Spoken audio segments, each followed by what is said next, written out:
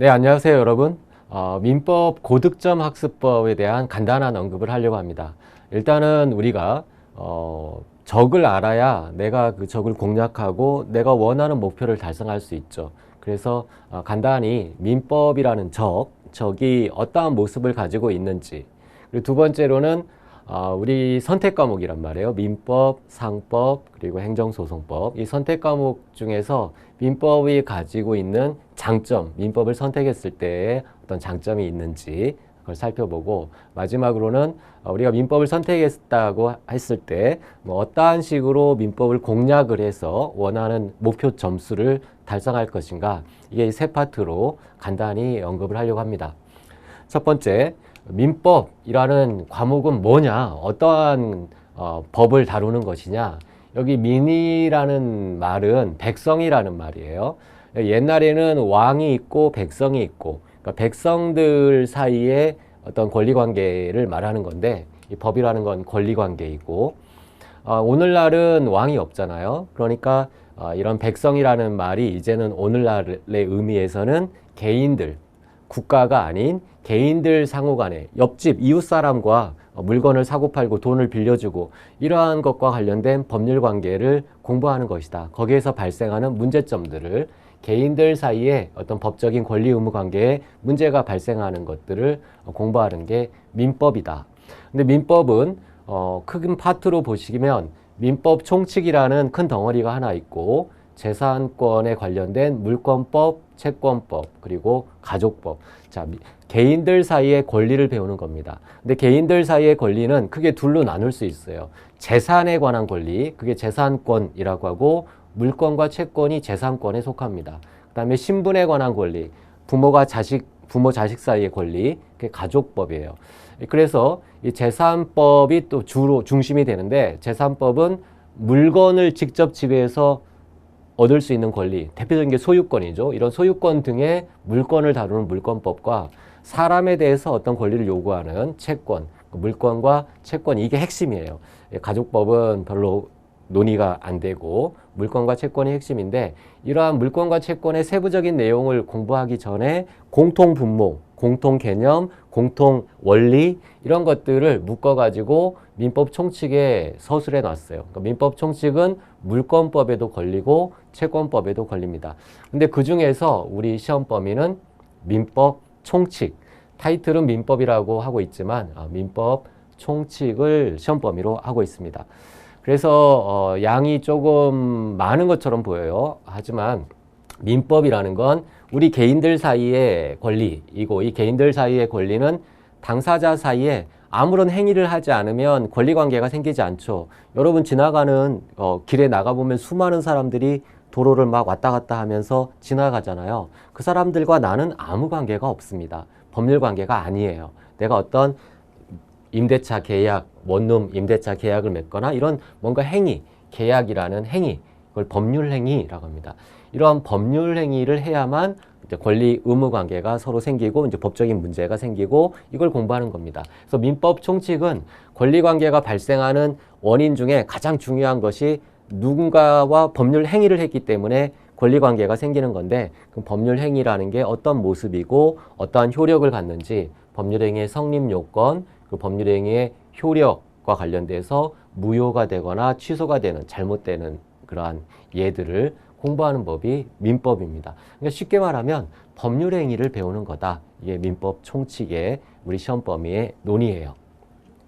자, 그럼 민법이 선택 과목인데 민법 선택하는 것이 나한테 유리하냐? 그러니까 그런 부분을 한번, 선택 과목으로서의 민법이 어떠한 장점을 가지고 있는지 한번 살펴보도록 하겠습니다. 일단은 선택 과목으로서 1차 시험 과목에 들어가 있죠. 객관식, 주관식이 아닌 객관식, 오지선다로 총 40문제가 출제가 됩니다. 상당히 많은 문제 있죠. 그렇기 때문에 상당히 다양한 분야의 구석구석, 이 선택 과목, 다른 선택 과목도 마찬가지예요. 구석구석 나오게 됩니다. 다만 주의할 것은 법 과목이 모두 공통적이지만 특히나 민법은 기초법이라고 그래요. 모든 법의 기초가 되는 법이다.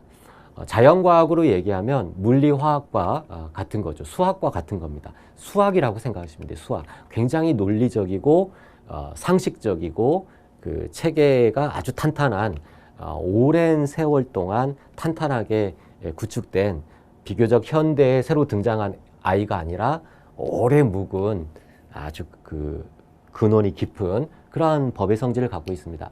그래서 민법은 이해 과목이 암기 과목이 아닙니다. 이해가 바탕이 되면 거의 8, 90% 이상은 다 해결이 되는 암기할 분량이 얼마 많지 않은 거예요. 근데 이 이해가 뭐 하늘에서 뚝 떨어지는 거냐? 그렇지 않아요.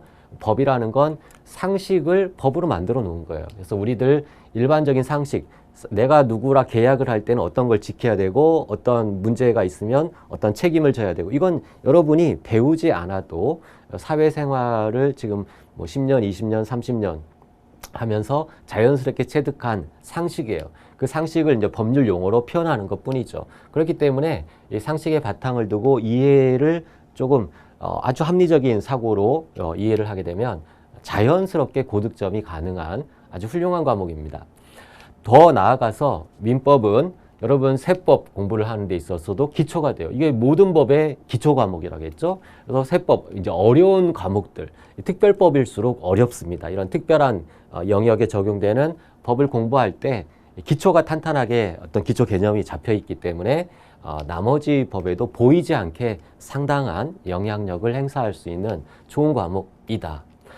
다만 선택 과목으로서 선택률이 그렇게 높지는 않아요. 근데 그러면 다른 사람들이 많이 선택을 하지 않는데 내가 선택했을 때 상대적으로 불이익을 받는 거 아니냐? 이런 부분에 대해서 한번 살펴보면 선택 과목 중에서 과락률이 굉장히 낮아요. 왜냐하면 다 대부분 상식이고 이해이기 때문에 어느 정도만 공부를 하면 초학자라 하더라도 과락을 면한다는 얘기예요.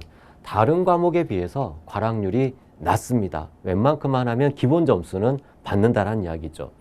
더 나아가서 그러면 좋다. 나는 뭐 기본 점수 가지고 합격할 수는 없잖아요. 남들이 받는 평균 점수 이상을 받아야 합격권에 이제 들어가게 되는데 그러면 선택 과목으로서 다른 과목과 달리 평균 점수는 어떠냐? 이거는 그 출제자가 난이도를 맞춰요. 그 과목의 분량이 많든 적든 어렵든 쉽든 출제자가 오랫동안 그 시험을 실시해 오잖아요. 그러면서 난이도 조정을 합니다. 이거 상당히 전문적인 영역이에요. 그래서 이 과목을 선택했을 때 상대적으로 불이익을 받는 그런 건 없다는 얘기예요. 선택 과목의 평균 점수, 이 세 과목 평균 점수는 대동소이하게 60에서 65 사이로 왔다 갔다 합니다. 그래서 점수상의 불이익, 이건 별도로 불이익을 받지 않아요. 그러면 이 과목을 선택했을 때 부담감, 과락률이 낮다라는 장점이 있고 세법 공부에도 도움이 된다는 상당히 보이지 않는 굉장히 큰 장점이 있고 두 번째 부담감, 어떤 공부 분량이나 암기 분량 또는 공부하는데 스트레스 이러한 그 부담감 부분이 어떠냐? 상식이라고 했죠. 이 개념들만 좀 차이가 있을 뿐이지 모든 법은 다 법 개념들이 있습니다. 그런 걸 제쳐둔다라면 상식에 근거하고 이해를 바탕으로 하기 때문에 부담감이 없어요. 더 나아가서 암기 과목이 아니기 때문에 시험에 임박해서 민법을 막 봐야 되는 그런 과목이 아닙니다. 그러니까 평소에 수학처럼 여러분이 대학 입학 시험 볼 때를 한번 생각해 보세요. 시험에 임박해서 막 수학 공부를 하나요? 아니죠. 시험에 임박해서는 암기 과목을 공부하죠. 마찬가지입니다. 다른 과목에 시간을 할애할 수 있는 에너지 충전이 된다는 얘기죠. 이건 엄청난 메리트예요. 평소에 공부한 걸 가지고 시험을 보기 때문에 다른 과목의 점수를 확보할 때에도 상당히 도움이 되는 저로서는 상당히 추천할 만한 선택 과목입니다. 민법 만약에 선택을 하셨다면 확신을 가지고 자신감을 가지고 쭉 밀고 나가시면 되겠습니다. 그 다음 세 번째 파트로서 민법의 출제 경향. 자, 어디에서 출제되느냐? 내가 이제 민법을 선택했다고 했을 때 어디에서 출제되느냐? 법조문과 판례입니다. 법조문과 판례. 모든 법은 법조문과 판례에서 출제되는데 그 비중이 과목의 특성상 조금씩 달라요. 민법에서는 40문제 중 3문제에서 4문제 정도가 순수한 법조문 문제예요. 3문제에서 4~5문제가 순수한 법조문, 판례 몰라도 되는 법조문만 알아도 되는 문제. 그런데 그 이외에 나머지 35에서 40문제 가까이 나머지 대다수 문제는 판례를 물어보고 있어요. 그러니까 판례가 어마어마하게 중요하죠. 이게 특성이에요. 판례가 상대적으로 중요하다. 그러면 공략, 내가 공략을 판례가 대다수 판례 문제니까 판례를 집중적으로 공략해야 되겠다. 그럼 큰 오산입니다. 판례는 법조문을 바탕으로 판례까지 나가는 거예요. 법조문을 알아야 판례로 연결되는 겁니다. 판례라는 것은 법조문 자체가 추상적인, 우리가 읽어보면 여러분이 한글로 돼 있지만 민법 갖다 주고 읽으라고 하면 뭐 다른 상법이나 행정소송법도 마찬가지예요. 한글이지만 이게 무슨 뜻인지 알기가 어렵습니다. 법 개념을 모르고 법 원리를 모르니까 상당히 추상적으로 돼 있어요. 이 추상적인 법조문을 구체화한 것이 판례이기 때문에 일단은 판례가 중요하긴 하지만 법조문을 이해하는 게 1차적인 우선 근무예요. 법조문을 충분히 왜 이런 법조문이 있는지 상식의 바탕을 두고 이해한 다음에 그 법조문의 문구들이 있거든요. 그걸 법률 요건이라고 합니다. 그 법률 요건과 관련된 문구에 이걸 구체화한 판례, 대법원의 판례는 어떠한가 연관시켜가지고 법조문과 연관시켜서 판례 공부를 해야 판례 공부가 완벽하고 자기 것이 되는 것이지 부톱대고 막 암기하면 이거는 한 귀로 들어와서 한 귀로 흘러가는 오래 가지 못해요. 암기 과목이 아니라고 했죠. 법조문을 이해하고 관련된 판례가 어떠한 건지 여러분이 어떤 정보가 나한테 하나 들어왔을 때 한 개의 정보만 들어온 것과 이 한 개와 유기적으로 연결된 두세 개가 묶여서 들어왔을 때 사람의 뇌는 어느 하나만 억지로 암기했을 때 암기가 잘 안 돼요. 그러나 그 하나만 억지로 암기하면 암기가 잘 안 되는 반면에 다른 두세 개가 엮여가지고 비교 개념이나 종합적으로 엮이면 오히려 기억에 더 많이 남아요. 이게 상당히 특이한 거죠. 처리할 정보가 많아질수록 훨씬 더 그 지식이 단단해지고 기억에 오래 남아서 정답을 고르는데 수월하게 작용한다는 이야기예요. 그래서 겉으로 보여지는 분량에 속지 말라는 얘기예요. 분량이 겉으로 좀 많은 것처럼 보인다 하더라도 다른 많은 선택을 하는 과목에 비해서 많다고 하더라도 사실적으로 실제 한두 번 연습을 통하면 실제 나중에 내가 억지로 기억해야 될 분량만 놓고 본다면 천지 차이가 됩니다. 그래서 법조문과 판례를 이해하는 것이 중요하다. 그러면 일단 법조문을 공부해야 되는데 모든 법조문을 다 기억해야 되느냐? 그건 아닙니다. 그건 다른 과목도 마찬가지예요. 시험에 나오는 법조문이 있습니다. 그 시험에 나오는 법조문을 중심으로 봐야지 시험에 안 나오는 데만 드립다 파봐야 그거는 시간 낭비, 에너지 낭비에 불과해요. 그래서 그럼 어떠한 조문과 어떠한 판례가 시험에 나오느냐? 그건 기출문제죠. 이건 모든 공부의 나침반 역할을 하는 거죠.